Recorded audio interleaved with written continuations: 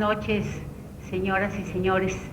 Es para mí un honor haber sido invitada por el comité organizador, y se lo agradezco profundamente, a participar en este panel sobre Manuel Gómez Morín, precursor del México moderno. El fundador de nuestro partido fue precursor del México moderno en muchos y muy variados aspectos. Yo he escogido para hablar esta noche dos de ellos que para mí son de gran alcance. El que se refiere a la participación ciudadana en la vida pública y el que aborda la concepción moral de la política. He escogido estos puntos porque ambos tienen en la actualidad tal vigencia que se han convertido en temas de comentario y discusión cotidianos, y creo que son en nuestro país puntos claves para arribar a la modernidad. Al comentar el punto de la participación ciudadana, me lleva a evocar recuerdos de mi juventud, porque fue en 1945 cuando, con el optimismo confiado de los jóvenes, queríamos transformar la crudeza de nuestro país y nos entregábamos a la realización de obras sociales conducidos por la Acción Católica. Y fue entonces cuando, en una conferencia de formación cívica que impartía nuestro grupo el apreciado maestro don Alejandro Avilés, en esa ocasión nos habló de la existencia de un partido fundado por Manuel Gómez Morín. Nos decía que postulaba que el factor político era determinante para impulsar el cambio social de México y que consecuentemente los ciudadanos debíamos poner en el primer término de la jerarquía de los deberes y responsabilidades que en el orden temporal teníamos sobre la tierra, la conducta política. Nos explicó cómo lo político es condicionante de lo social y cómo una buena política florece y fructifica en auténtico orden social. Una mala política, decía, dará como resultado el desorden social. No éramos todavía ciudadanas en pleno ejercicio de nuestros derechos y sabíamos que, aún cumpliendo la edad, las mujeres no podríamos votar entonces. Pero ya habíamos conocido las ideas de Gómez Morín y, al ver las limitaciones de nuestras obras sociales, sabíamos que ya había alguien más trabajando en la raíz de los problemas de México. Y cuando el muro de lo imposible nos cerraba el paso para lograr, por ejemplo, la sindicalización de los empleados bancarios, que fue una de las luchas que habíamos emprendido, o para mejorar las condiciones de los obreros, o para llevar la educación al campo, al final del túnel de la impotencia empezábamos a ver cierta claridad al pensar que había otros hombres y mujeres trabajando para derribar el muro. Gómez Morín, sin conocerlo aún nosotras, ya había sembrado en nuestros corazones la esperanza en que el cambio iba a ser posible. No imaginé en aquella ocasión que algunos años después me contaría entre los miembros del partido y tendría la oportunidad de escuchar en la propia voz del fundador ese llamado a participar en la salvación de México. Y es que antes de Gómez Morín, señoras y señores, no se hablaba en México de la acción política como deber permanente del ciudadano. Él fue precursor en esto. Ahora nos parece natural que los empresarios, los banqueros, los intelectuales hablen de participación política, pero fue Gómez Morín el que insistió que mediante las reformas estructurales y funcionales obtenidas por la vía de la participación política de los ciudadanos se lograría el mejoramiento social de México.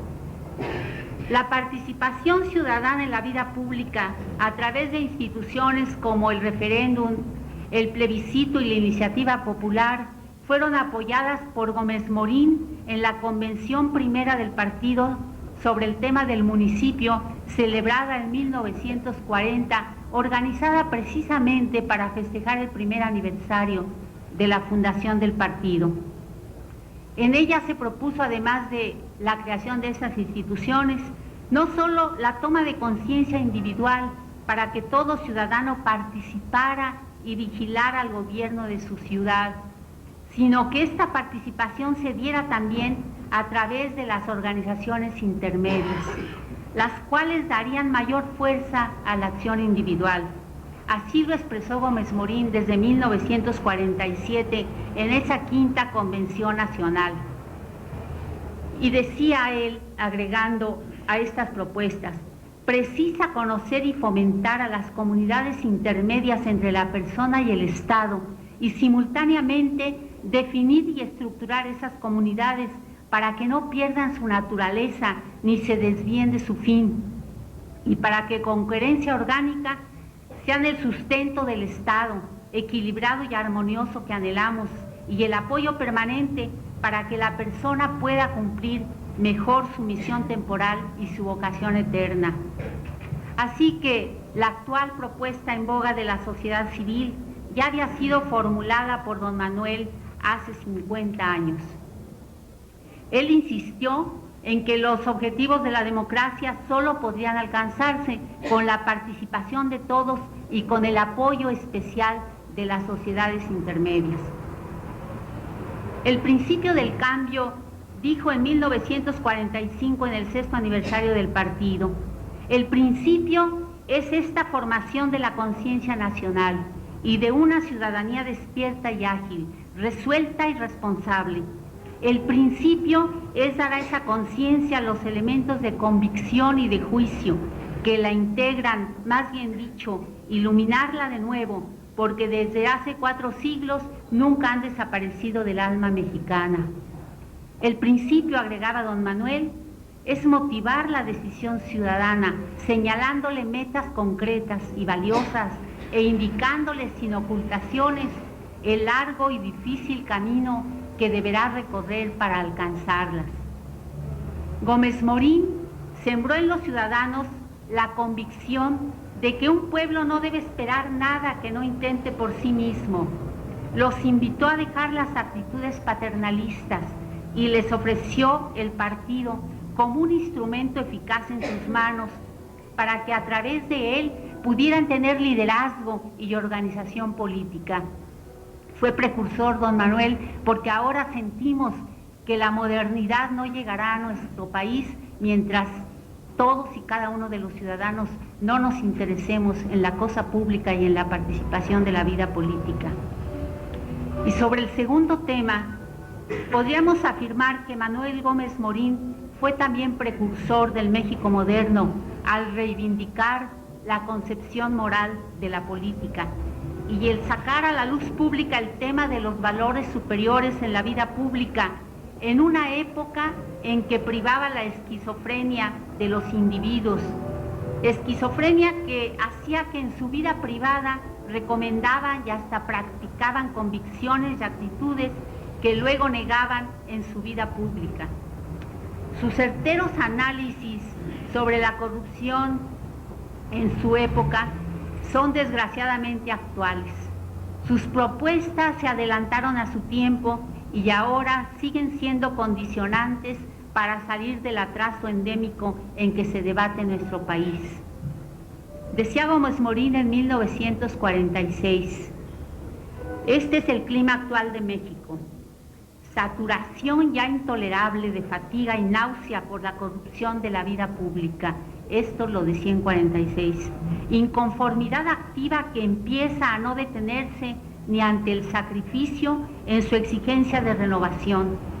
Fe en las espléndidas posibilidades de México cuando sean trabajadas en paz, con aptitud, honradez, afirmación de los principios que sobre la dignidad del hombre y la certidumbre de su destino superior y sobre la definición y el servicio del bien común. Solo esto puede organizar la vida colectiva en la alegría y la libertad responsable. De la cooperación generosa y de la digna convivencia, convicción que de nada puede lograrse, ni en lo económico ni en lo social, si no se tiene una vida política limpia y eficaz. En suma, él exigía un renacimiento manifiesto del espíritu ciudadano que comienza a comprender la necesidad del esfuerzo permanente, pero sobre todo de la infatigable vigilancia, del continuo estar en guardia y la urgencia de forjarse él mismo sus propios instrumentos de acción y de revisión. Los escritos de don Manuel se significan por encontrar repetidamente en ellos palabras como rectitud, limpieza, sinceridad, responsabilidad, deber, verdad, propósitos elevados, fe, lealtad, buena fe, aptitud, sacrificio, ideal, autenticidad. Estas palabras se repiten una y otra vez a través de sus propuestas, de sus análisis. Con esta gama de valores, que además eran testimonio dado con su propia vida, analizaba la realidad de México y proponía soluciones, seguro de que de no aplicarlas, el deterioro originado por la corrupción, la simulación y la falsificación irían en aumento. A la luz de los principios y con visión amorosa, según eran sus palabras, analizaba la realidad nacional. Simulación es la autonomía municipal, decía, la soberanía de los estados, la independencia de los poderes. Simulación son las elecciones, el partido oficial, los programas y los discursos oficiales. Simulación es el respeto a las garantías constitucionales y al cumplimiento de la ley. Simulación son las manifestaciones de apoyo y de respaldo. Simulación son en México hasta la represión. Y Gómez Morín repetía, se requiere autenticidad en la vida política. El pueblo sufre, afirmaba en 1943, sufre de su gobierno una pesada herencia de equivocaciones y destrucciones y un grillete cuidadosamente preparado de aparentes fuerzas políticas bien establecidas en posiciones excelentes para conservar la impunidad, las ventajas y los privilegios del gobierno pasado. Esto dicho en 1947 tiene también una vigencia aterradora. Y decía que no se haga más irrisión de los principios, que no se está conspirando para burlarla, ni de libertad cuando se quiere convertirla en simple válvula de escape y se gestiona el esclavismo totalitario, que no se hable de tolerancia, ni de dignidad humana, ni de concordia, cuando se postulan la persecución, la regimentación estatista, el odio y el aplastamiento, que no se cierre el paso con la mentira y la simulación a la posibilidad cierta de liberación nacional razonable, que no se haga la insuficiencia, la miseria y la ignorancia motivo de medro político o económico, sino raíz de una común tarea vital, de abundancia, de mejoramiento y de elevación, que no se eternicen los problemas de México para explotarlos cuando está al alcance de nuestra limpia posibilidad el resolverlos,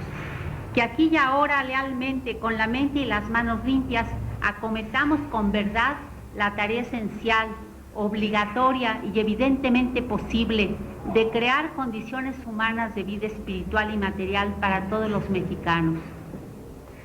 En la actualidad, los diferentes sistemas políticos parecen ser incapaces de enfrentar la corrupción y la irresponsabilidad de los servidores públicos. La corrupción en México se ha vuelto más aberrante porque el sistema ha socializado las consecuencias negativas y privatizado los beneficios de una crisis que ya dura varias décadas. En su tiempo, Gómez Morín veía, como ahora muchos lo vemos, que el país tenía ciertamente posibilidades de resolver los problemas económicos, sociales y políticos, y que era el desorden y la ambición lo que lo impedía, y soñaba que al hacer vida los valores que postulaba, el país tendría, como lo afirmó en 1945, no el caos, sino el orden. No la indiferencia escéptica, sino un sistema de preferencias graduadas según una tabla de valores que jerarquizaría los bienes y condenaría el mal, que normaría el criterio de verdad y de denuncia a la mentira. No la indiscriminación tiránica de la anarquía, sino la organización responsable de las libertades.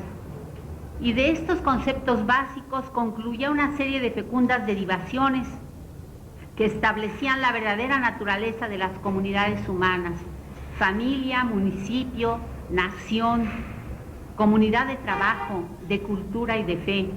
y la necesidad de su autonomía en la esfera propia de su acción, que fundan inquebrantablemente el derecho de todos los hombres y de todos los países grandes o pequeños, a la suficiencia decorosa y a la digna independencia a la que quería arribar para México Manuel Gómez Morín. Y cuando los adversarios criticaban al naciente partido que convocaba a su asamblea constituyente, el fundador les contestó: si se afirma que la asamblea adolece de inexperiencia política, confesamos que ello es cierto, pero hay que recordar que si esa experiencia habría de ser la experiencia mexicana de la corrupción, nuestra inexperiencia es la mejor garantía, no solo de buena intención, sino de acierto seguro. Esto pudiera ser aplicable ahora a nuestros gobiernos panistas. Decía don Manuel, románticos nos dicen algunos, pero no, somos realistas en el original y clásico sentido de la voz, conocimiento de la realidad y sus posibilidades, y sujeción a normas y principios, fe cerrada en los valores del alma y conocimiento de que el espíritu solo se nos da encarnado, inserto en la realidad material para modelarla, elevarla y salvarla.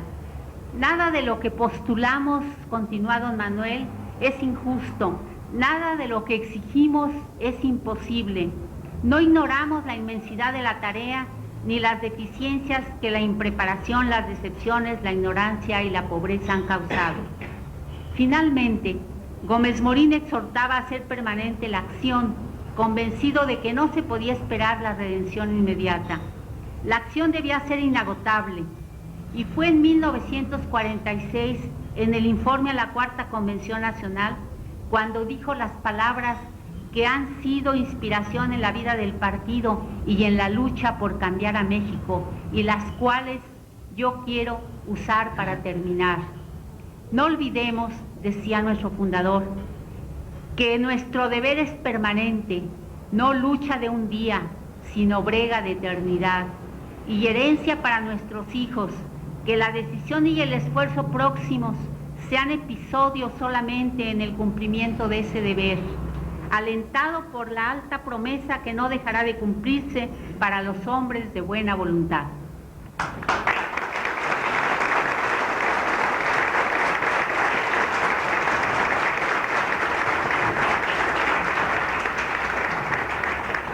Gracias. Muchas gracias.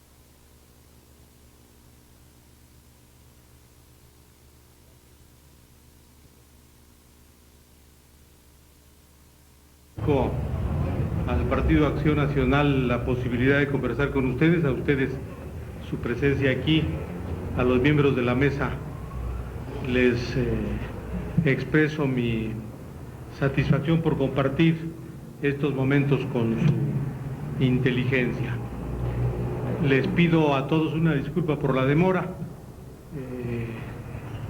no al acto mismo porque estoy a tiempo, pero la tardanza comprueba que para quienes no somos miembros de Acción Nacional es cada vez más riesgoso no estar sintonizados con el Partido Acción Nacional. De varios modos se pueden encontrar señales de precedencia al México moderno en la biografía de don Manuel Gómez Morín. Yo quiero detenerme brevemente en tres y sobre todo en uno de estos modos en que Gómez Morín fue precursor del México moderno. Lo fue al practicar y reflexionar sobre el papel de la técnica en la acción pública, en la acción gubernamental. No solo puso su saber, el saber jurídico y el saber económico, la combinación de ambos saberes en el derecho económico al servicio de la tarea oficial, de la tarea gubernamental, sino que pensó sobre el sentido y la trascendencia de la técnica puesta al servicio de fines públicos, al servicio del bien común. Todos ustedes saben, no hago más que repetir que sus responsabilidades en la década de los 20 como oficial mayor y subsecretario en la Secretaría de Hacienda y luego como partícipe en diversas comisiones con el carácter de ponente que lo convierten propiamente en autor de varios proyectos legales, lo hicieron un constructor de instituciones, como lo llamó Carlos Castillo Peraza en la antología de su pensamiento, publicada no hace mucho por el Fondo de Cultura Económica.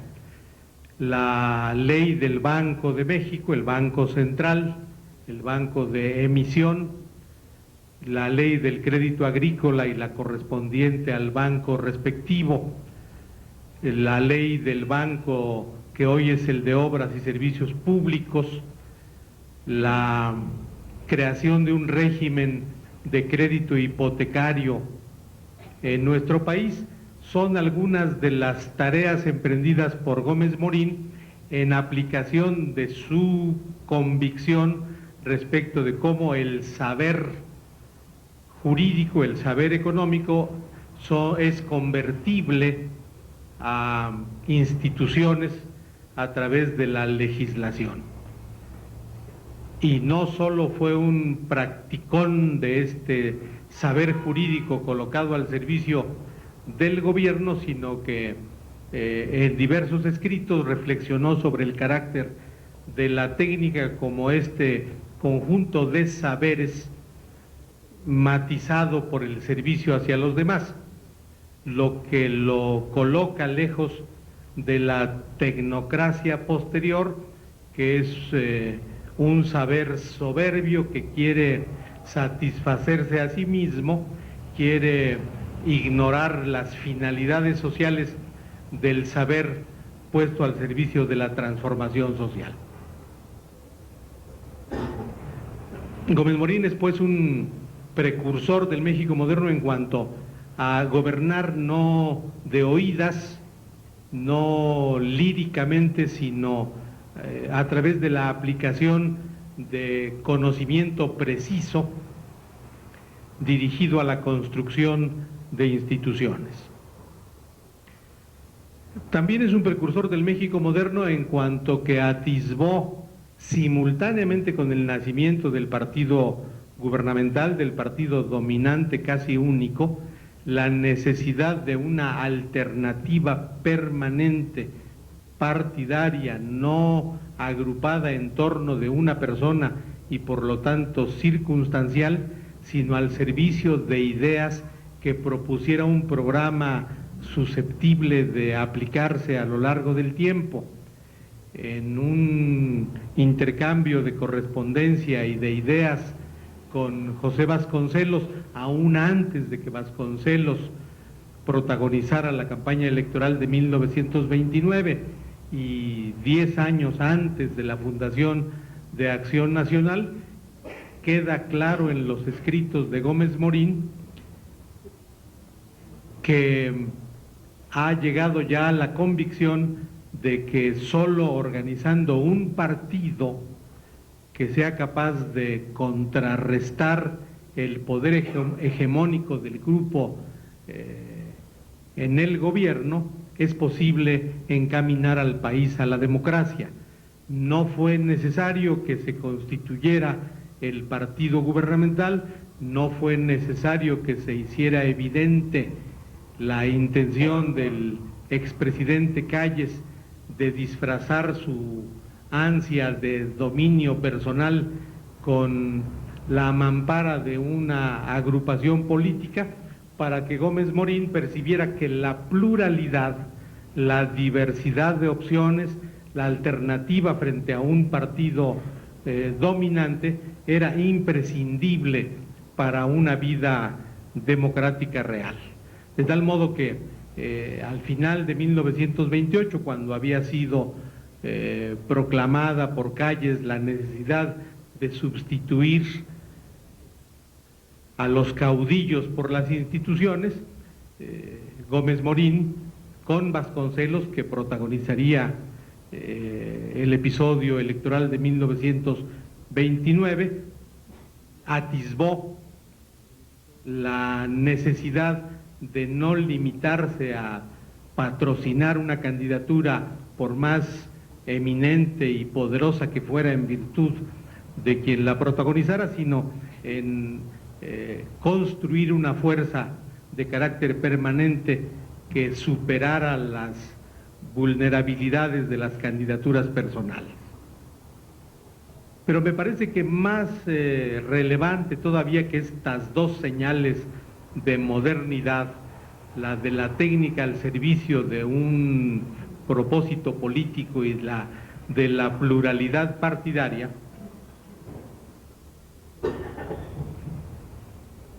la capacidad de Gómez Morín de ver hacia adelante se refleja en su crítica al régimen imperante cuando estaba todavía en proceso de institucionalización a la que por lo demás él, como he dicho, había contribuido eficazmente. En 1966, un profesor norteamericano, el profesor Stanley Rose, publicó en los Estados Unidos y luego se hicieron sucesivas ediciones de su texto en México, publicó un libro donde proponía una pregunta. Preguntaba si había muerto la Revolución Mexicana.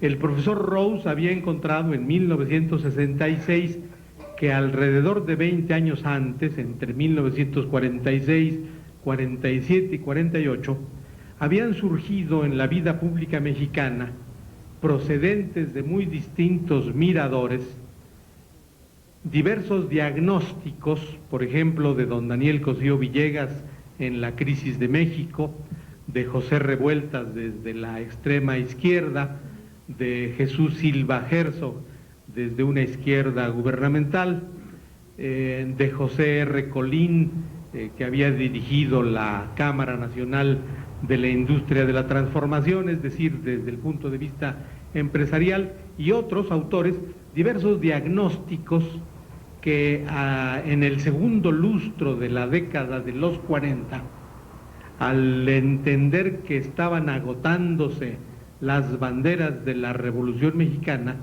se preguntaban si ese fenómeno histórico había ya periclitado, si no había dado de sí en ese momento, cuando comenzaba una nueva etapa de modernización, la encabezada por el presidente alemán.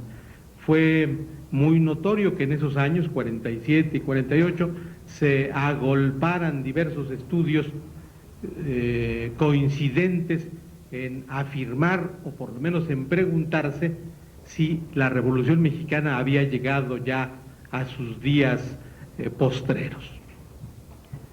Con esta idea, Rose reunió estos materiales, examinó la argumentación que proponían, agregó al paso del tiempo en sucesivas ediciones nuevos estudios, todos con esta idea de determinar si 30 años después de promulgada la Constitución de 1917, los programas expresados en la propia Constitución habían sido postergados por nuevos planteamientos ideológicos, si la Revolución Mexicana había dado de sí, se había agotado. Los ensayos reunidos por Rose, en la propia perspectiva en que este profesor de la Universidad de Temple en Filadelfia, que fue invitado por el Colegio de México a realizar diversas tareas aquí, la perspectiva en que se colocaron aquellos ensayos y la perspectiva de Rose era correcta. Ya en los años 40 la revolución daba señales de fatiga y si no de franca agonía. Pero 20 años antes que el primero de estos ensayos, en 1926, Gómez Morín, cuando estaba floreciente la capacidad productiva de los regímenes revolucionarios, había encontrado algunas claves de esta fatiga, había determinado algunas señales de perversión de la revolución, de conversión de un fenómeno vital, telúrico, incontenible, en formas enfermas de comportamiento público, ya sea gubernamental o social. Gómez Morín lo hizo en 1926, cuando escribió lo que quizá es el más célebre de sus ensayos, 1915. La fecha alude a uno de los años cruciales de la vida mexicana. Es un momento de transición, está siendo derrotada la usurpación huertista, pero la revolución que promueve la reconstrucción constitucional o la renovación a través de una nueva constitución no alcanza todavía a asentarse en el territorio y en las conciencias mexicanas. 1915 es un año de gran pobreza, de extrema miseria, especialmente en la Ciudad de México, y es también el momento en que, al ingresar en la Escuela Nacional de Jurisprudencia de la Universidad Nacional, Gómez Morín se encuentra con su generación, con el grupo de compañeros que, como él mismo, van a favorecer la pacificación nacional al mismo tiempo que la fructificación nacional, porque casi todos los miembros de su generación de 1915, especialmente el grupo que fue denominado el de los 7 sabios, fueron notorios protagonistas del Nuevo México, que en cierto sentido fecha su acta de nacimiento en 1915, en el momento en que se encuentra esta generación a sí misma en la Universidad Nacional. El aviso de que solo faltan 3 minutos, llegado hace por lo menos uno, hace que me limite a leer solo una porción de este texto publicado en 1926, precursor en 2 décadas de un punto de vista crítico respecto de la ideología dominante. Eso es ser precursor de un país moderno. Un país es moderno en la medida en que es capaz de generar la crítica del pensamiento prevaleciente, del pensamiento que domina. Gómez Morín fue autor de párrafos como el que leeré para concluir esta aproximación a su pensamiento. Es el momento en que establece, en que justifica o explica por lo menos la violencia revolucionaria y se duele y critica y propone superarla, la deformación de esa violencia.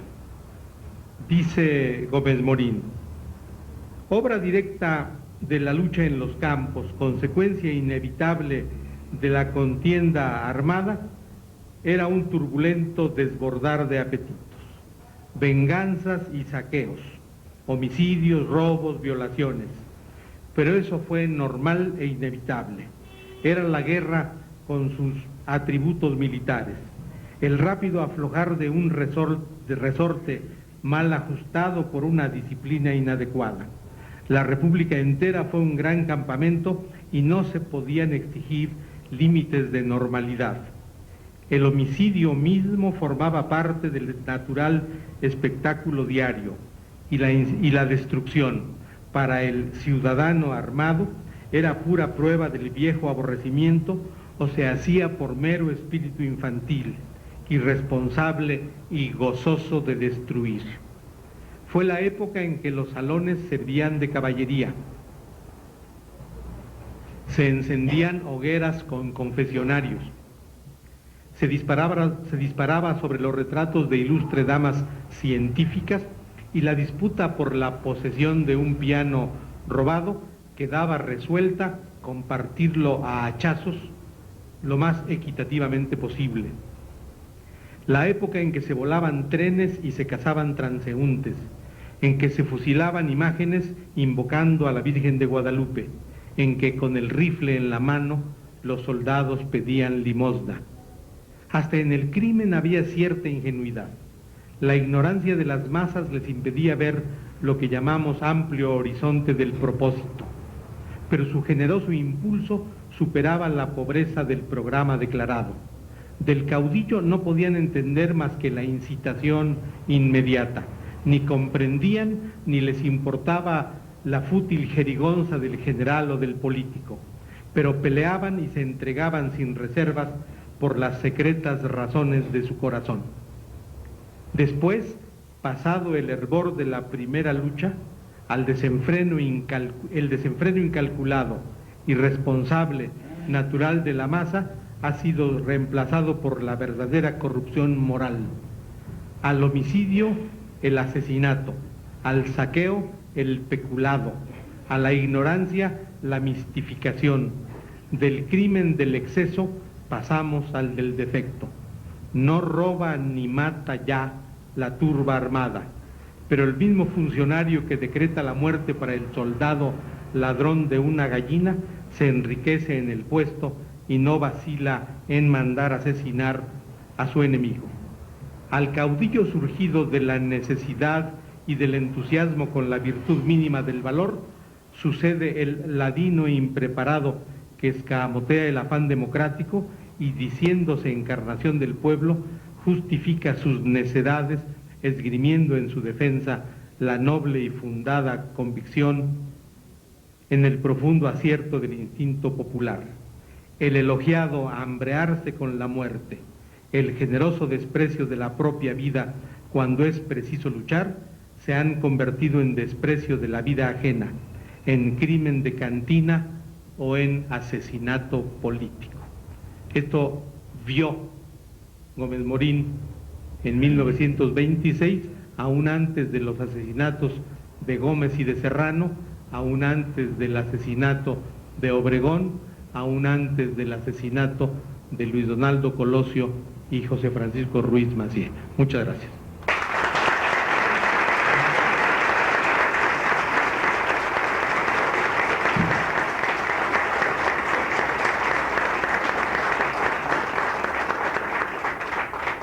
Muchas gracias.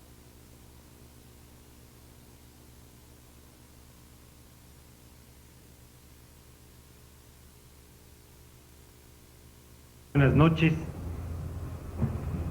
Quisiera agradecer en primer lugar la invitación para participar con ustedes en este panel que forma parte de un conjunto de eventos de homenaje a don Manuel Gómez Morín en su próximo centenario de nacimiento, que se conmemorará en febrero del año entrante. Precedido por dos espléndidas exposiciones que enmarcan muchas de las cosas que yo ahora diré, voy a referirme a las preocupaciones intelectuales de don Manuel Gómez Morín y a la forma en que ellas fueron traducidas para crear instituciones y promover el México moderno en el que todavía no estamos, al que queremos arribar. Las preocupaciones intelectuales de don Manuel Gómez Morín fueron muy tempranas. En realidad, a toda su generación, que ya se refería en las palabras de Miguel Ángel Granados Chapa, le tocó asumir responsabilidades desde que sus integrantes eran muy jóvenes, sobre todo aquellos que destacaron desde las aulas de la Escuela Nacional Preparatoria. Después, varios de ellos se inscribieron en la Escuela Nacional de Jurisprudencia, en la que se gestó el grupo aquel legendario llamado primero burlonamente de los 7 sabios y después constituido en una referencia que era un reconocimiento a este grupo de muchachos inteligentes y estudiosos. Aquellos jóvenes empezaron pronto a destacarse y tuvieron un liderazgo muy amplio en su tiempo, no solo en su grupo y en su escuela, sino en su generación. Se identificaron, como ya se dijo, con la generación de 1915, encaminada a realizar la parte constructiva de la revolución. Al menos así lo concibe y lo expresa Gómez Morín en este ensayo ya citado por Granados Chapa. El licenciado Miguel Alessio Robles, en cuyo despacho inició su práctica profesional don Manuel Gómez Morín, dejó testimonio sobre este grupo de 7 muchachos y decía en alguna de sus obras: los 7 sabios son Manuel Gómez Morín, Alberto Vázquez del Mercado, Teófilo Oley Leiva, Vicente Lombardo Toledano, Alfonso Caso, Antonio Castro Leal y Jesús Moreno Vaca. A todos ellos les conocí desde que estudiaban en la Facultad de Jurisprudencia. Algunos compañeros seguían a todas partes a los 7 sabios. Se apresuraban a llevarles los libros, escuchaban con atención las citas de infinidad de autores que hacían a cada momento y se aprendían de memoria sus frases y sus teorías. Esta es la huella de un liderazgo temprano, generacional, y esta mención de Manuel Gómez Morín encabezando a los 7 sabios no es una referencia alfabética, sino que tenía un significado de liderazgo particular de esa generación. Gómez Morín era, para varios propósitos, el dirigente de esa generación, si bien habría que reconocer, todos ellos desarrollaron un liderazgo y poco a poco cada uno fue tomando caminos distintos, a veces muy distintos y contrapuestos. Don Manuel, mencionado en primer término por Alessio Robles, fue dirigente formal de los estudiantes de Derecho, electo tras una campaña que dirigió Vicente Lombardo Toledano, según nos cuenta Carlos Castillo en su obra reciente sobre don Manuel, que también ya fue referida.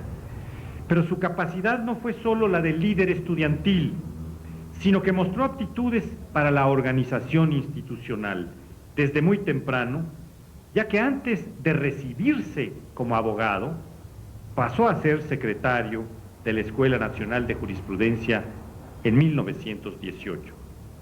Esto hablaba de su adelanto, de su tarea precursora, aún en la institución en la que se estaba formando. Gómez Morín fue uno de los 7 sabios y fue el primero en recibirse. Apresuró el paso y cursó en 4 años la carrera de Derecho que se hacía normalmente en 5. Su tesis fue un análisis de la escuela liberal. Otro rasgo fundamental de Gómez Morín, que lo llevó a profundizar en el conocimiento de su tiempo, fue su condición también de profesor, también desde muy temprano. Siendo estudiante de Derecho en los años de 1916 y 17, empezó a dar clases de Historia de México en la Escuela Nacional Preparatoria, por la que él mismo había pasado poco tiempo atrás. Fue también profesor de la Universidad Popular Mexicana, como llamaron a esta aventura cultural, una especie de escuela abierta de su tiempo que crearon los grandes maestros del Ateneo, encabezados por Vasconcelos, por don Antonio Caso y por otros. En la Escuela de Jurisprudencia tuvo a su cargo varios cursos, destacándose el de Derecho Público primero y después el de Economía, y por supuesto impartió otros varios cursos importantes en esta carrera de Derecho, los de Derecho Constitucional y algunos otros especializados en moneda, banca y finanzas, no solamente en la Escuela de Derecho, sino en otras instituciones de educación superior, como la Escuela Nacional Bancaria. El que aprende para enseñar logra una asimilación de profundidad mayor en el conocimiento, porque tiene ocasión de confrontar el entendimiento de los otros, los discípulos, sus inquietudes y sus preguntas.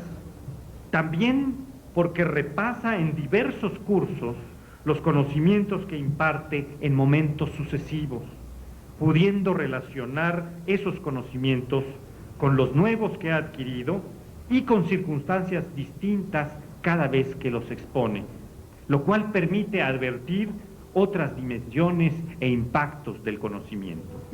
Don Manuel no fue solo profesor, sino que también recibió pronto en su vida las responsabilidades de organizar y dirigir instituciones responsables en nuestra patria del más alto nivel del conocimiento, la preparación profesional, científica y humanística.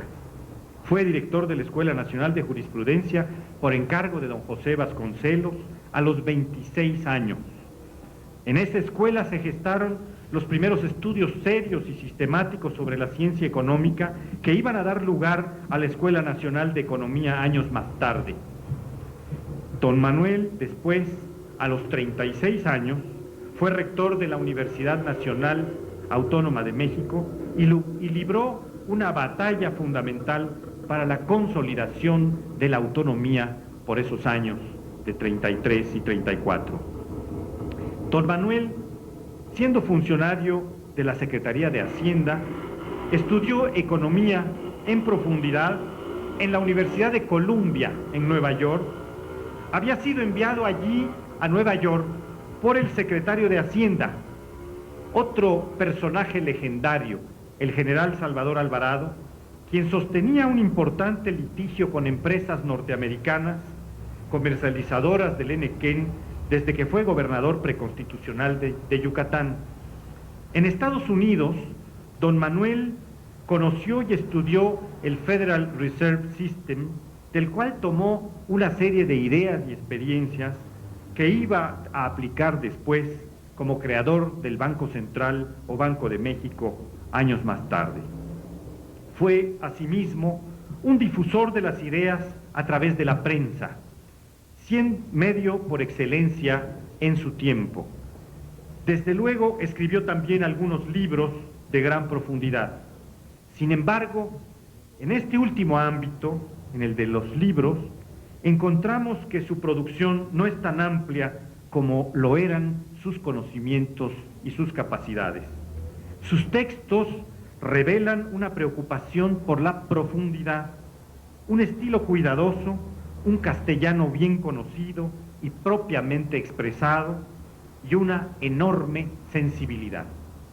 Pero encontramos en don Manuel un escritor con gran escrúpulo para publicar solo aquellos textos en los que había invertido un detallado trabajo y había logrado un pulimento especial. La mayor parte de sus escritos no son teóricos, pero por supuesto contienen teoría, o no tuvieron, para ser más precisos, un propósito teórico fundamental. Detrás de ellos estaba frecuentemente una tarea creativa, el desarrollo de alguna institución del México moderno. Sus escritos pueden verse en esa perspectiva, con excepción de estos ensayos que se han mencionado, el de 1915 y tal vez, seguramente, el de España Fiel.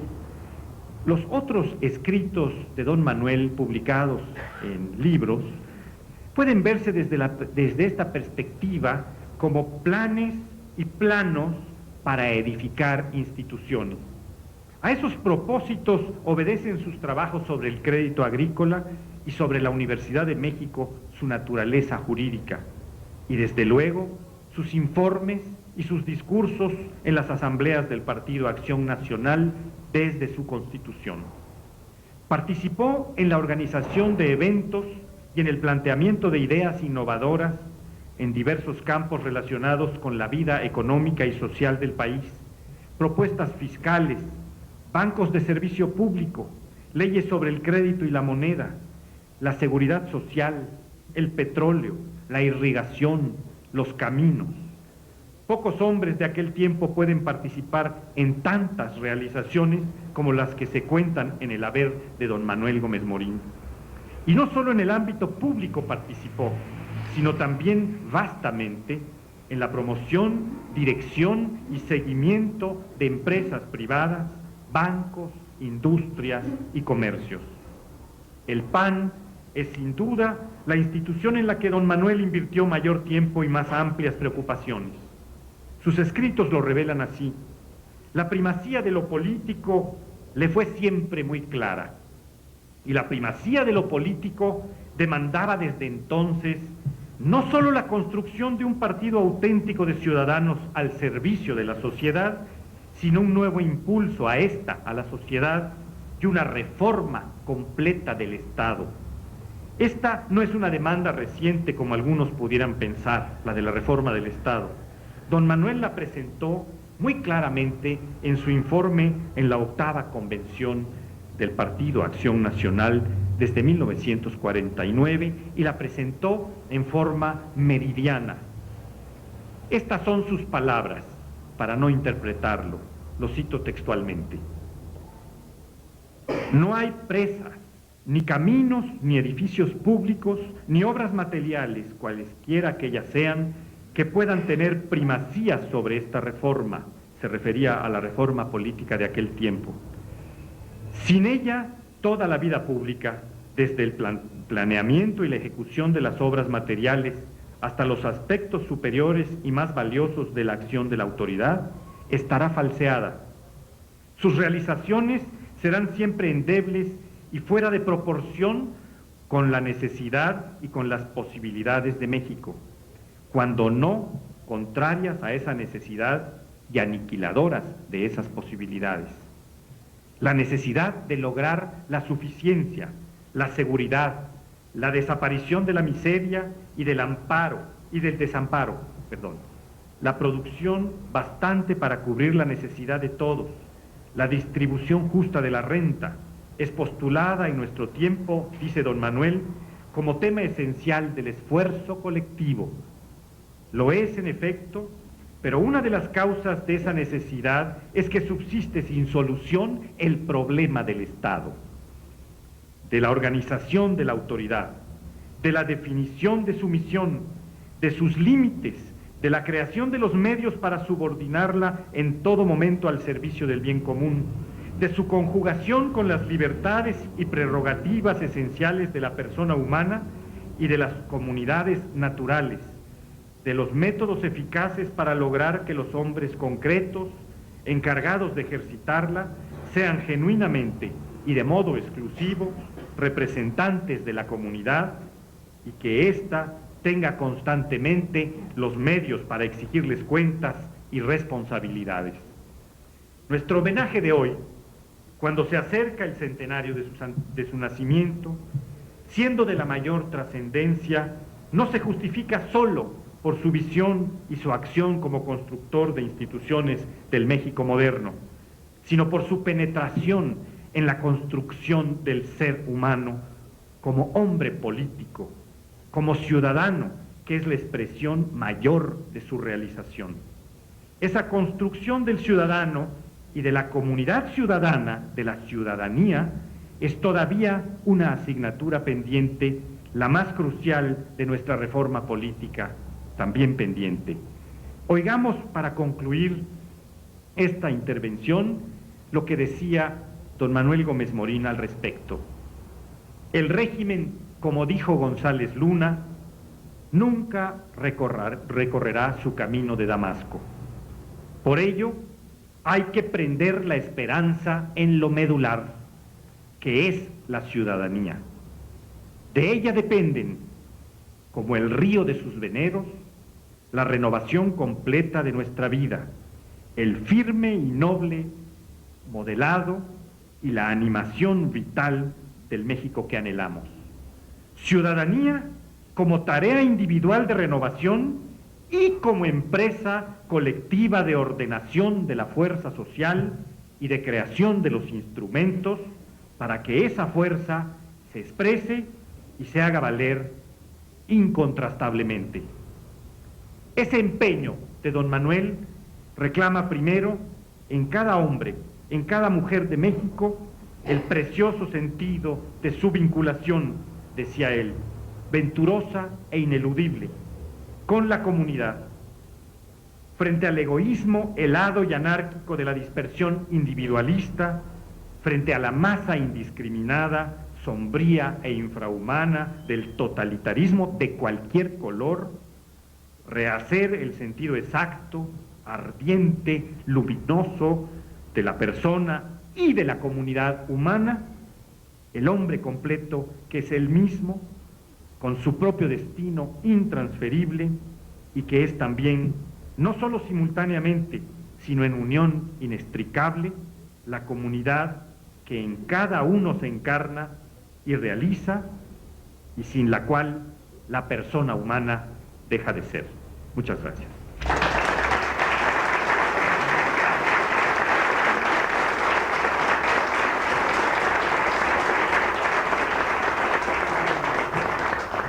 Muchas gracias, doctor Paoli.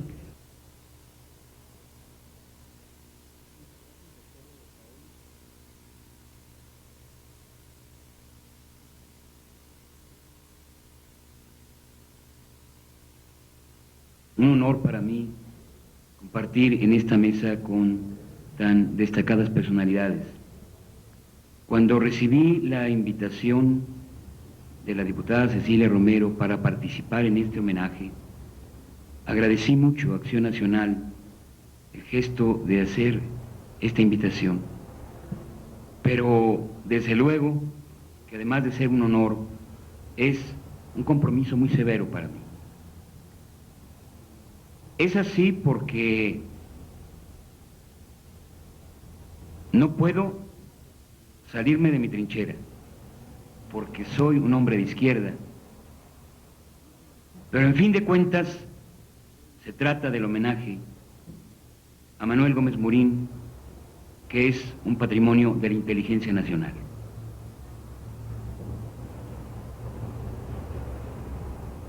Yo quiero decir en primer término que la exitosa estrategia del Partido Acción Nacional, una estrategia que ya algunos intelectuales han denominado municipal federalista, tiene su base en la evolución de las ideas de su fundador, Manuel Gómez Morín. Es una estrategia que pone mucho acento en el significado del federalismo y del municipio. Y es comprensible porque se trata de un país con una estructura presidencialista que, para quien piensa en el vínculo entre la inteligencia, la intelectualidad y la política, necesita entender que hay que empezar por el nivel básico de la estructura territorial del federalismo mexicano, que es el municipio.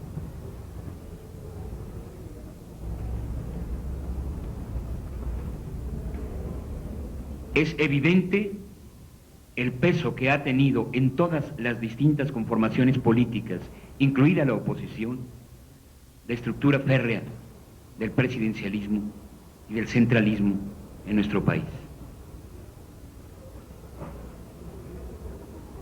En el caso de Gómez Morín, sin duda, tuvo un especial efecto aquellos años de un presidencialismo débil.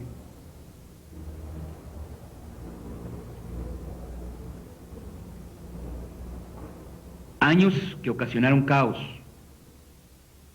particular desorden, más allá del que se puede esperar en una época postrevolucionaria. Y es por eso que la idea del orden adquiere particular congruencia en el pensamiento de Gómez Morín. Y no solo se trata de un orden que tiene que ver con la rigidez, la dureza política, y mucho menos con el poder central del Estado. Creo que es el gran valor del pensamiento del orden a partir de un hombre que era fundamentalmente un político realista. Realista, lo digo en el sentido de que parte de la realidad.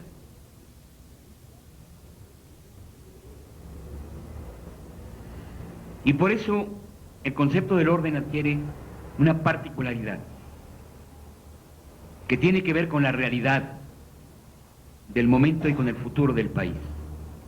Tiene que ver con las instituciones, con una institucionalidad, pero la idea del orden en Gómez Morín es la idea de una institucionalidad democrática. Eso es lo que es particularmente valioso. En su primer ensayo, en 1921, ya está clara la idea del papel del municipio en el cambio post-revolucionario.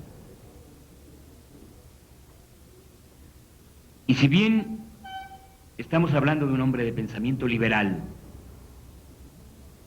y esto hay que aceptarlo con toda su consecuencia, es cierto que Gómez Morín huía de la retórica del liberalismo y huía de su alejamiento de la realidad. Por eso, efectivamente, captó la influencia de ese urbanismo progresista norteamericano, del orden de las ciudades.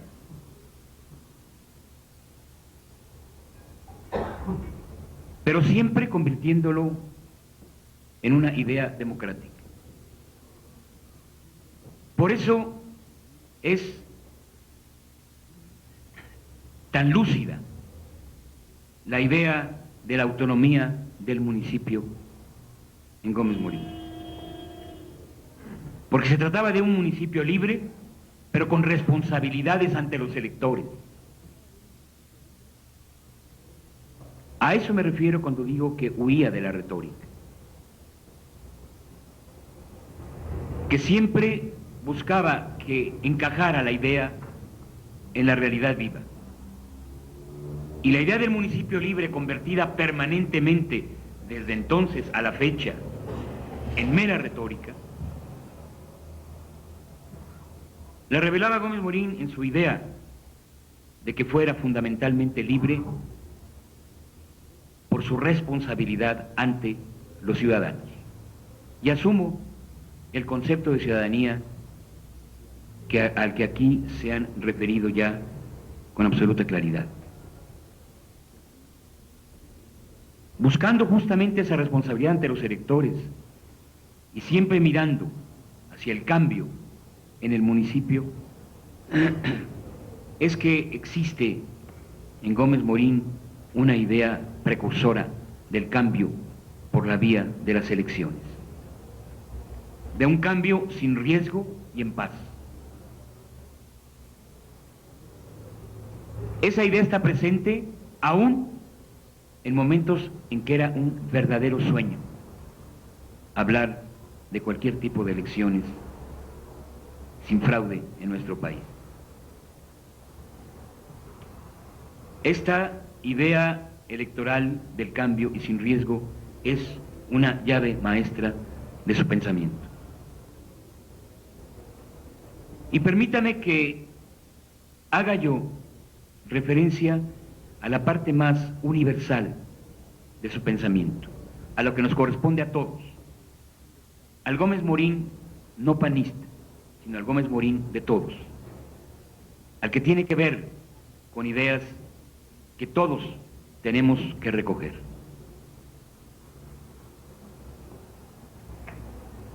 Y precisamente por esta búsqueda de cambio en la paz, y por esta búsqueda cuando no había ni siquiera rendijas de una vía electoral, es que entran en los desencantos de la revolución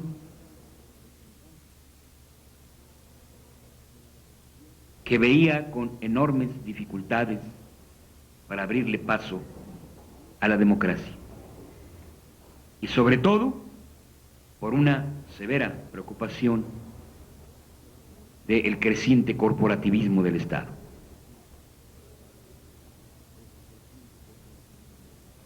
Aquí hay una interpretación polémica, yo no quiero eludirla. Quizá, si vemos hoy todos a Gómez Morín, podemos decir, tenía razón en todo. Pero es muy difícil que un ser humano tenga razón en todo. Y yo creo que en aquellos momentos era sumamente difícil pensar en unir las dos cosas con todo realismo. Es decir, democracia y libertades con justicia social, el problema permanente de la humanidad, de la igualdad. Porque estamos hablando de un Estado que, en fin de cuentas, en el centralismo y en el presidencialismo que tuvo bases históricas en nuestro país y que formó así las instituciones mexicanas, fue la base de un Estado que así buscaba la justicia social. Y que llegó a los momentos de la reforma agraria, de la expropiación petrolera, que son búsquedas históricas de justicia social y de igualdad, que era difícil, si no es que imposible en ese momento, de compaginar con una idea democrática y libertaria moderna. El gran dilema de la humanidad siempre ha sido el binomio justicia social, libertad y democracia. Cursamos por una etapa de la historia en que en aras de la justicia social el Estado ahogó la libertad.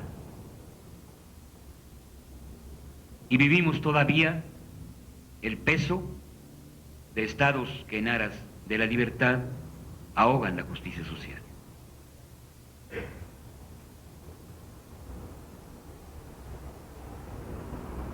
Sobre todo, estamos hablando de momentos históricos en que el Estado cursaba por un periodo en el que ampliaba sus funciones y mientras ampliaba sus funciones empezaba a sustituir a la sociedad. Quizá fueron los colores de una época y las formas en que el Estado buscó sus caminos para encontrar la justicia social, y por ese medio llegamos a los excesos asfixiantes del estatismo. En aquellos momentos estábamos ubicados en un país bajo la presión del caos post-revolucionario, y las ambiciones expansionistas de nuestro vecino del norte en las primeras décadas del siglo. Ante estos dos fenómenos que regían prácticamente la vida política, es como resalta más la lucidez de la inteligencia y del pensamiento de Gómez Morín. Y vuelve permanentemente su idea del caos. Pero también digo algo que tiene que ver efectivamente con las ambiciones de expansionismo de nuestro vecino del norte. Porque no olvidemos que en la inteligencia del pensamiento económico de Gómez Morín también fue un hombre que buscó la negociación para encontrar comprensión de los Estados Unidos en la legislación sobre el petróleo. Y no la encontró. Fueron intentos fallidos. Y también formó parte de quienes renegociaron la deuda externa en 1922 y tampoco encontró acuerdos. Por eso, el pensamiento nacional de Gómez Morín sabía perfectamente también de lo que es las raíces de nuestra nación y las enormes dificultades de una nación que vivía momentos sumamente difíciles.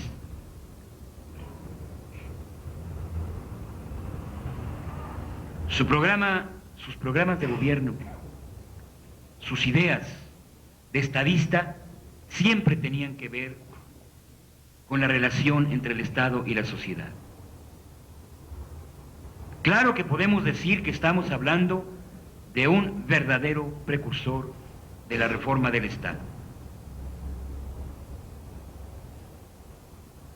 Siempre está presente la idea de la relación entre el Estado y la sociedad.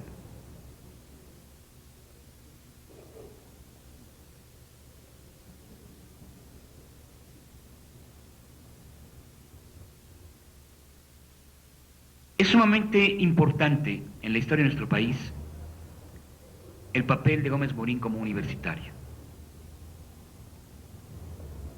Como director de la Facultad de Derecho y después como cabeza máxima de la UNAM, que entonces no era UNAM. Y es importante por su idea de la autonomía universitaria. Visto en aquella época, la izquierda cometió uno de sus graves errores históricos de confundir la lucha democrática por la autonomía universitaria, una lucha libertaria, con bandera de la reacción y de la derecha. Toda la izquierda en nuestro país la calificó de una lucha que provenía de la reacción y de la derecha. Esos graves errores históricos se pagan muy caro y está en los grandes debates sobre la autonomía universitaria. Este debate lo empezó Gómez Morín desde que fue director de la Facultad de Derecho. Ya después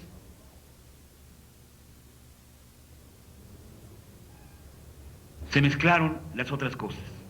Después del asesinato de Obregón, estaban claras que en la revolución empezaban a predominar ambiciones políticas de los militares de la revolución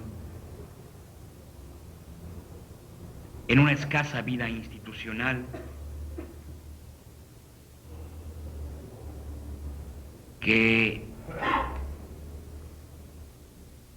en 1924 incrementó su crítica hacia el gobierno.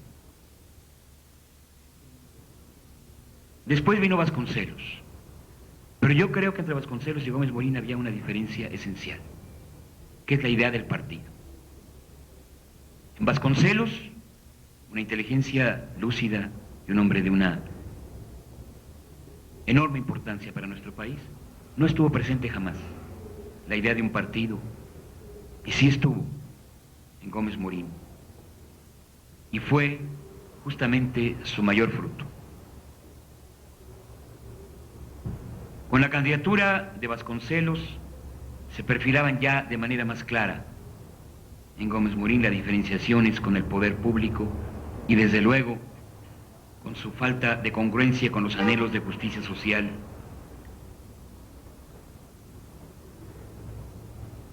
que se basaban en un liberalismo convertido en retórica. Vasconcelos y Madero encarnan la democracia electoral.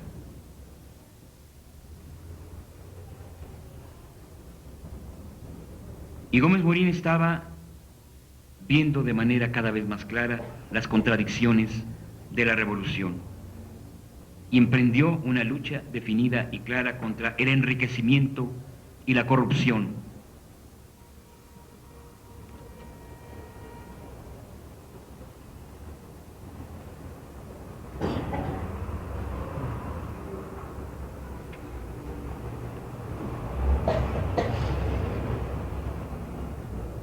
Cuando Narciso Bassols fue secretario de Educación Pública, que era una personalidad de la izquierda mexicana, mostró su rechazo pleno a la idea básica de Gómez Morín, a la autonomía universitaria. Igualmente lo mostró Lombardo Toledano. Y Gómez Morín encontró el vínculo entre la batalla por la libertad de cátedra y la fundación del Partido Acción Nacional. El asunto religioso en Gómez Morín fue otro de los temas lúcidos que resaltaron en él. Primero dijo no a la violencia cristera, pero abrazó con absoluta claridad la libertad individual y la libertad religiosa. Por eso se unieron desde la fundación en Acción Nacional la idea del federalismo y la idea de la libertad individual y de la libertad religiosa. Dos grandes aciertos que encarnaron en el partido que fundó Gómez Morín, siempre sin violencia. Y esa idea de la libertad religiosa, a mi parecer, después tuvo un impas en los años 50 que recobró su plena originalidad directamente con Cristi Ibarrola.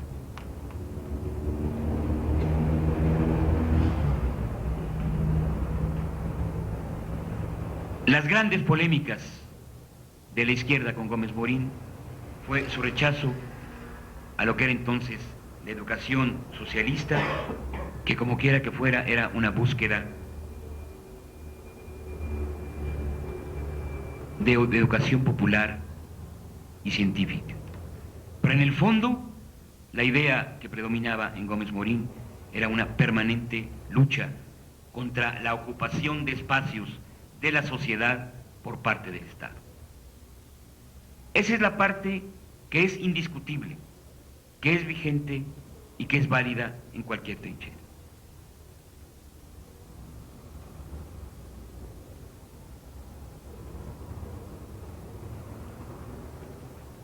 Lamentablemente, no hay tiempo para abordar el significado de las primeras batallas electorales ganadas por Acción Nacional. Yo nada más quiero decir que desde la primera, en 1946, empezó la ampliación del sistema político. Empezó la cristalización de una idea del fundador de Acción Nacional. Avanzar en la institucionalidad, en el federalismo, en la división de poderes por la vía electoral. Y después de 1946, Gómez Morín pone todavía un mayor acento en lo que es la cuestión municipal.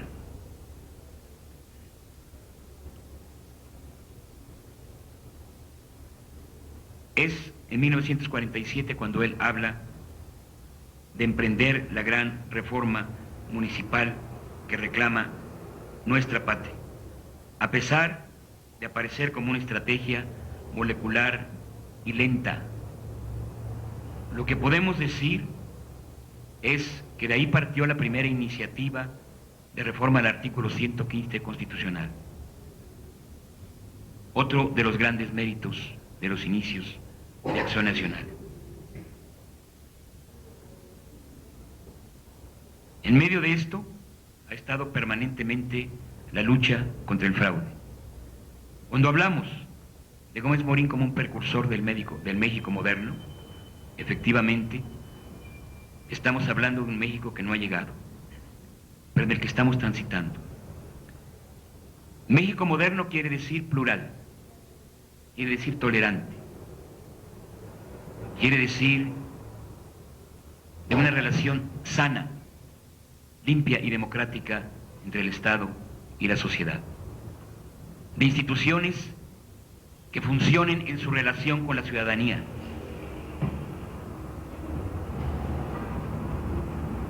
y si hablamos de ese México moderno, estamos hablando de todas las ideas básicas y fundamentales del Gómez Morín, que es patrimonio de todos los mexicanos. Muchas gracias.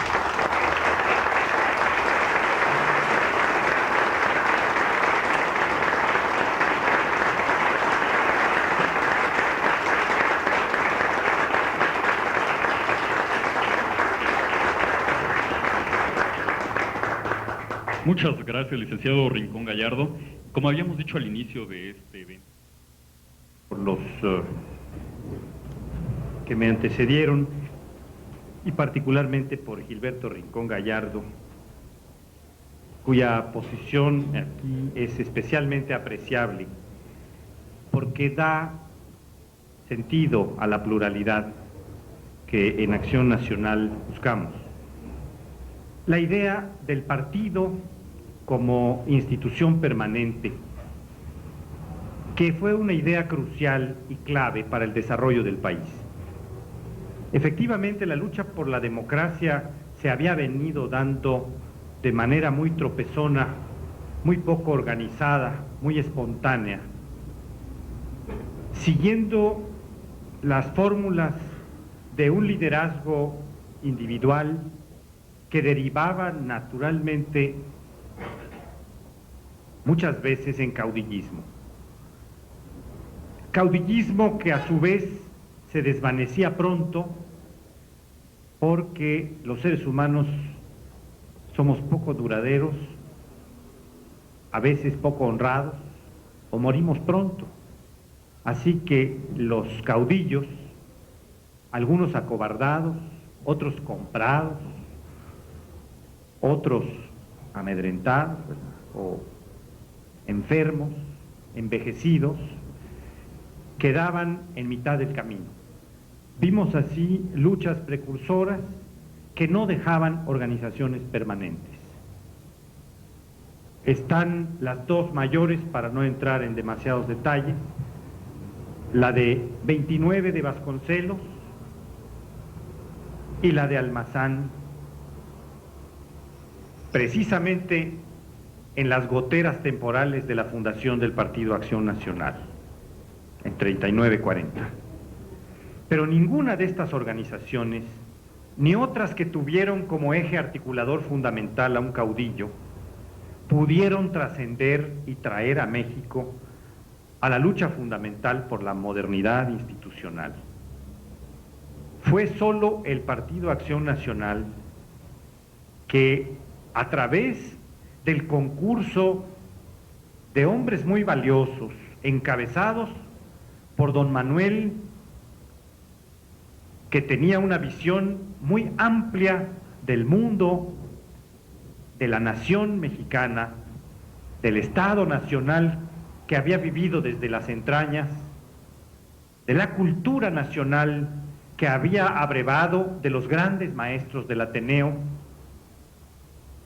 en sus múltiples expresiones, aún las artísticas, de las que tanto gustaba Gómez Morín, para referir, por ejemplo, a su enorme gusto por la poesía de Ramón López Velarde, y a tantos otros artistas que conoció, que siguió y que impulsó. Pero este concurso de fundadores que revelan una pluralidad desde su fundación, muestran que era posible en México organizarse en forma permanente, ordenada, para ir consiguiendo metas políticas cada vez más altas. Y entre los debates fundadores de Acción Nacional está, por ejemplo, el debate de la división entre la Iglesia y el Estado, de la separación entre la Iglesia y el Estado. Y tras un largo debate, en el que por cierto participan algunos fundadores que se definieron como ateos desde el inicio de Acción Nacional, pero que respetaban los principios del partido, que anunciaba la trascendencia de la persona humana, como el yucateco Molina Font, que se declaraba claramente ateo y que luchó por la idea de que el partido debía sostener una sana separación entre la Iglesia y el Estado.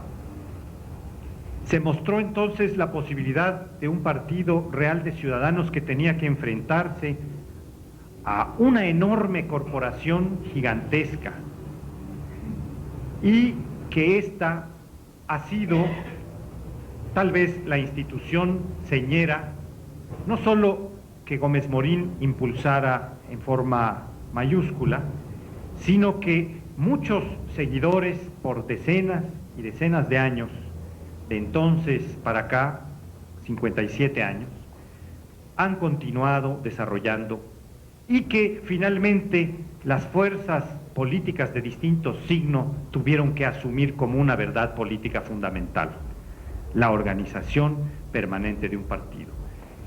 Esto, habría que reconocer, viene también de la tendencia de la izquierda desde 1919, en que se funda el Partido Comunista Mexicano.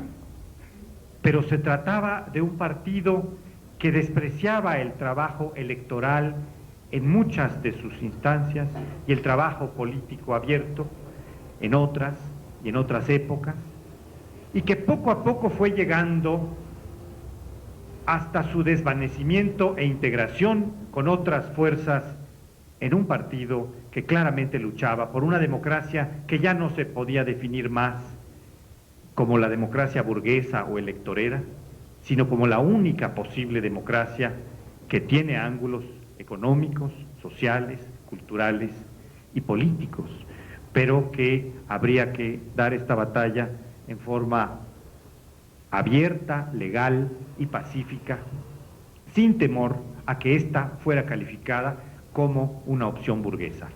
Y finalmente quisiera decir que otra de las grandes discusiones de Gómez Morín con la izquierda fue aquella que se refería a la organización y que derivaba en la formación de una tendencia colectivista, burocrática, que se aplicaba tanto en el campo agrario y que implicaba el control político de los campesinos, organizados no para producir, sino para votar, y que influía como una pesada carga sobre los distintos ámbitos culturales, sobre la educación, sobre el mundo del trabajo a través del corporativismo y del control férreo de los sindicatos sobre sus miembros y del control político que estos sindicatos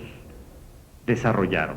Esta fue otra de las grandes discusiones de Gómez Morín con la izquierda, y hoy en día, cuando se ha logrado establecer en la Constitución de la República, en fecha muy reciente, que la afiliación a los partidos deberá ser solamente individual, voluntaria e individual, estamos ante una reivindicación de ese ciudadano y de esa ciudadanía que Gómez Morín vio como un gran precursor de la vida política de nuestro tiempo. Estas eran las dos ideas que yo quería remarcar. Gracias.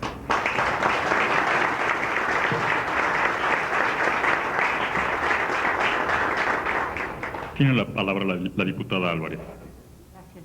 Yo quiero abundar en dos aspectos que me ha hecho recordar al escuchar, por ejemplo, lo relativo a la lucha universitaria de Manuel Gómez Morín. En ella se ve nuevamente lo que él postulaba como un valor, cómo lo hacía vida en las obras que emprendía. Él postulaba la generosidad y la entrega en beneficio del bien común o en el bien de la institución a la que estaba entregado. Vemos cómo la lucha de la universidad fue dada exigiendo que a quienes iban a participar en ella dieran en ella cuanto tenían. Y vemos cómo relata el sueldo que se fijó como rector de la universidad para inmediatamente decir y cederlo a continuación para incrementar los fondos que la universidad necesitaba. Él pone el ejemplo personal y pide, invita, exige, si así pudiera llamarse, que todos los demás participen con la misma generosidad. Este valor que él vivía plenamente fue lo que quiso infundir en el partido, y fue gracias a esa inspiración que el partido pudo perdurar en esas totalmente adversas condiciones durante más de 50 años. También es muy significativo, y quisiera puntualizar, su gran profesionalismo para la institucionalización de las obras que él creó.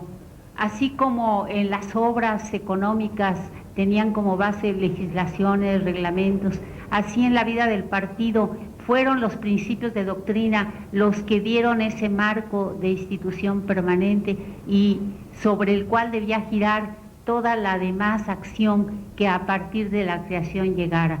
La institución es sólida por ese alma congruente con la idea original, pero que está precisamente estipulada para que uno y otro de los que se van acercando en los diferentes tiempos pueda continuarla siguiendo siempre la misma línea de su inspiración.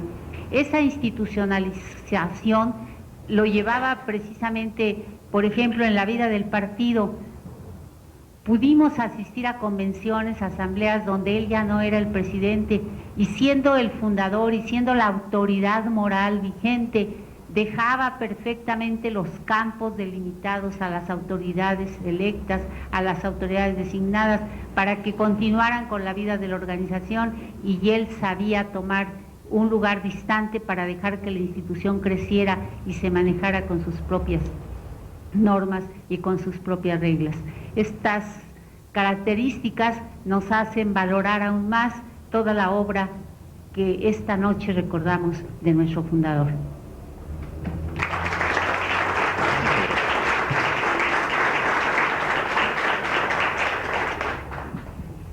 Tiene la palabra el licenciado Rincón. Gracias. Me quiero subrayar dos ideas que me parecen a mí sumamente importantes. Una, el tema de las elecciones. Es absolutamente justo lo que dice ahora Francisco José Paoli. La izquierda empezó a abrir su camino electoral propio en los años 60, no antes. Antes lo hizo a través generalmente del partido oficial o un poco de manera aprovechando otros escenarios, otras tribunas. Y fue una tardanza histórica que ha costado mucho. Le ha costado que la institucionalidad en la izquierda es todavía tan precaria que paga sus propios pecados, que son propios de haber empezado la convicción electoral, la idea de crear, de construir las instituciones por la vía de las elecciones. Sin embargo, es muy interesante recorrer las convenciones panistas electorales de esa época. ¿Qué trabajo costaba sacar la resolución de participar en las elecciones? Qué difícil era participar con el porcentaje muy reducido de mayoría y una parte importante que pugnaba permanentemente por el abstencionismo. La época marcaba así las cosas y lo hacía muy difícil. Pero quienes tenían la convicción de largo plazo, participar sin frutos, participar para perder, convocar a su partido para participar para perder, no es fácil. Claro que no es fácil. Y así lo hizo su fundador. Y así lo hicieron quienes sabían que son momentos de desgaste, pero había la capacidad de levantar la mira y de ver muchos años adelante. Y no había otra posibilidad. Y efectivamente se hizo el camino. La otra cuestión que quiero subrayar es la congruencia de Gómez Morín en la idea de la relación entre el Estado y la sociedad. Porque en la izquierda hay la idea de una concepción elitista de esa relación, que la libertad tiene que ver con la idea de la libertad económica. Y quien ve el concepto de Gómez Morín sobre los sindicatos, encuentra un color más rojo que el que pudiera ver en cualquier miembro del Partido Comunista. La idea de la libertad sindical, de la libertad de asociación de los obreros, de los trabajadores, y de los campesinos es absolutamente clara en Manuel Gómez Morín. Porque es una idea congruente que se refiere a toda la sociedad, que se refiere a lo que hoy se llama la sociedad civil, o sea, a la autonomía organizada de la sociedad.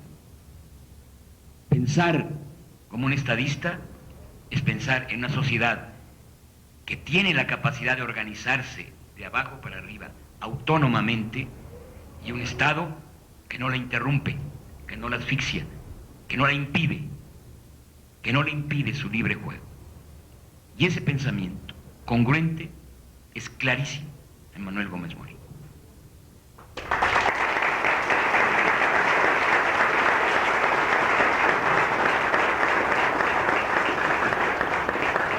Muchas gracias. Y para finalizar tenemos la intervención también del licenciado Miguel Ángel Granados Chapa. En realidad es la intervención de don Manuel Gómez Morín, porque quiero leer en estos 5 minutos últimos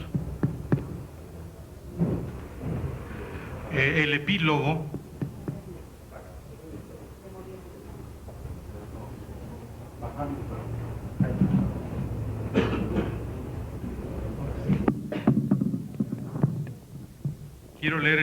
de 1915, este ensayo al que nos hemos referido aquí abundantemente.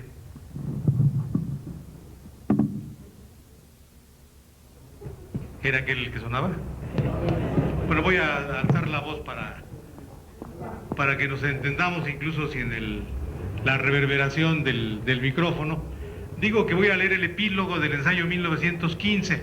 No propongo la idolatría de los textos. Lo escrito por Gómez Morín no es la Torá ni la Sagrada Escritura. Sí propongo el disfrute de la prosa y la vigencia de las ideas. Como ustedes recuerdan, 1915 es una reflexión de Gómez Morín dirigida a sus compañeros de generación. Es una exhortación a vivir el papel excepcional que la historia les había deparado. Es una exhortación, por ejemplo, a que se practique rigor en la técnica y bondad en la vida. Ese es el nuevo programa, decía Gómez Morín. Y el epílogo dice así: por supuesto que no trato de describir con lo dicho caracteres de nuestra generación, ni de plantear siquiera una orientación para ella.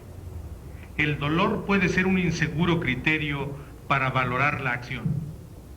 La técnica resultará un débil sistema de trabajo, ya que hasta el nombre induce a confundirlo con el mero procedimiento, con la receta para obrar. El hecho mismo de proclamar que somos una generación puede ser falso. No importa. Hago nada más una invitación a la comprensión y al trabajo. Las recomendaciones son vagas y estrechas y habrá que cambiarlas técnicamente sin pararse siquiera a discutirlas, porque su espíritu es ese: trabajar y comprender, seguros de la unanimidad profunda más allá de los errores de expresión. He tratado solamente de señalar un hecho y de indicar una posibilidad, la posibilidad de encontrar un medio para reunir las buenas voluntades dispersas, los entusiasmos contradictorios y para definir la insoportable angustia que ahora nos agota. El hecho de que hay una multitud de gentes que podrían trabajar juntas en vez de negarse y combatirse, de que hay una orientación, una razón de ser común en los acontecimientos que, en confusión terrible y sin aparente sentido, ocurren en México. Quiero decir además que una grave responsabilidad pesa sobre nosotros porque somos una generación eje. La historia se mueve por años sin cambio aparente. Las generaciones se suceden sin convulsión, heredándose el mismo patrimonio de convicciones y de bienes. Pero en un momento la historia se tuerce. El patrimonio espiritual y económico heredado resulta insuficiente y hay que decidirse a tomar un nuevo rumbo y a crear un acervo nuevo de ideas y de riqueza. La generación de ese momento es, así, el eje del cambio. De ella depende que tras de la terrible sacudida que el movimiento produce, solo queden ruinas y rencor, o se creen una organización y un patrimonio nuevos y mejores. Esa es nuestra situación, Esa es nuestra responsabilidad. No pensemos que somos mejores que otros, ni consintamos en parecer peores. Solo podemos estar destinados a ser diferentes, no hacernos ilusiones paradisíacas, ni permitir que se prediquen seguros desastres. Quizá esta generación, como todas, será apenas instrumento de fines superiores a los hombres. Aún así, nuestra época exige que lo seamos conscientemente y nos abre una puerta de esperanza al afirmar que es siempre posible la libertad siquiera de ser un buen instrumento o un instrumento malo de la fatalidad que hoy se llama evolución. El deber mínimo es el de encontrar, por graves que sean las diferencias que nos separen, un campo común de acción y de pensamiento, y el de llegar a él con honestidad, que es siempre virtud esencial y ahora la más esencial de México.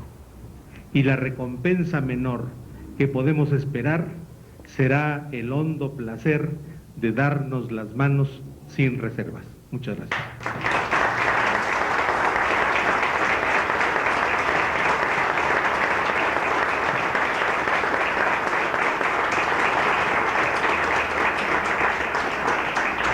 Les damos las gracias a nuestros conferencistas, y para ello el comité de este centenario, presidido por la señora Gloria León, hará entrega de unas medallas conmemorativas del natalicio de don Manuel Gómez Morín.